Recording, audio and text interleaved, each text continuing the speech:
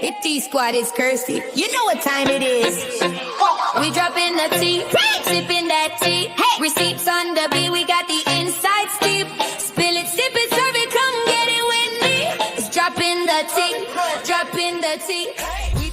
A Chiron screams, crisis at the border.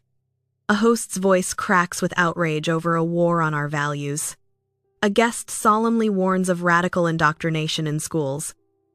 What if I told you those emotions you just felt, that fear, that anger, that jolt of adrenaline?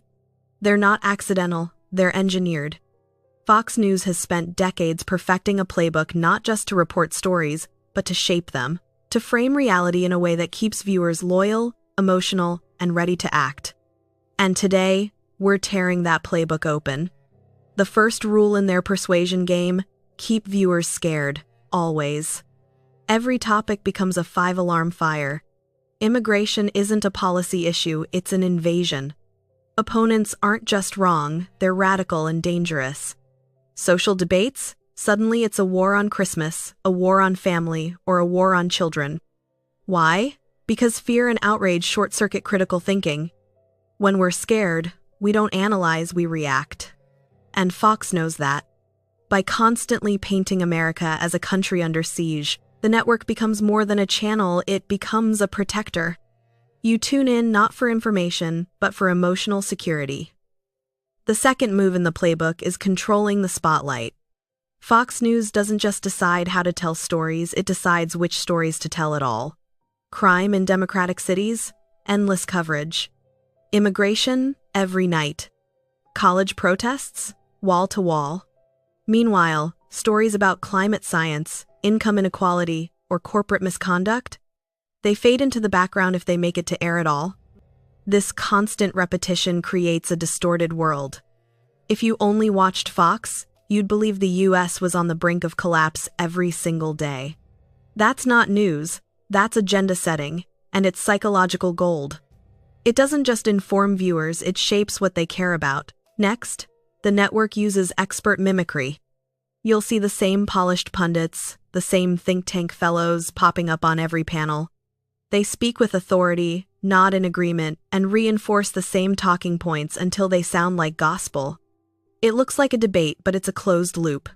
One liberal guest is tossed in just to get interrupted or outshouted, creating the illusion of balance while maintaining control of the narrative. Over time, viewers start to see this crew as the experts.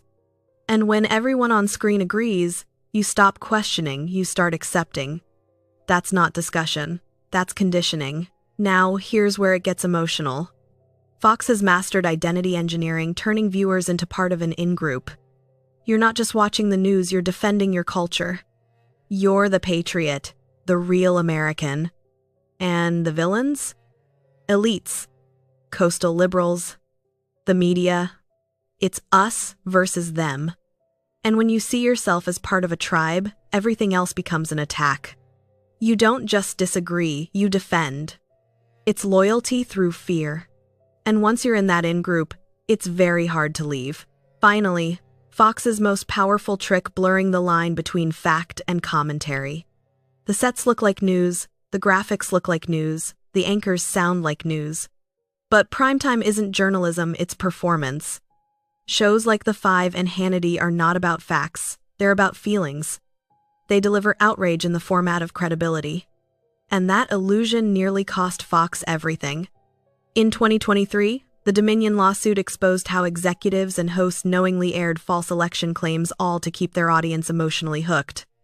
It cost them $787 million. But the strategy didn't stop. Because outrage sells, this isn't just about Fox. Studies prove the Fox News effect literally shifts elections. When Fox entered a new market in the late 90s, Republican vote shares rose up to 0.7%. That's millions of votes, just from exposure to one network. This isn't accidental persuasion. It's a system. A system designed to shape behavior on a national scale. So there you have it, the 5 moves from the Fox News persuasion playbook. The crisis imperative. Selective storytelling, the illusion of expertise, the in-group dynamic, and the blurred line between news and opinion. Recognizing them isn't about pointing fingers, it's about awareness. Because once you see the manipulation, you can't unsee it. And that's the real power, choosing how you think, not being told how to. If you want to dig deeper, check out Manufacturing Consent by Noam Chomsky. It's the ultimate guide to how media influences perception. And if you want more deep dives like this, hit that like button, subscribe, and join the Tea Squad, because we're not just sipping tea, we're spilling truth.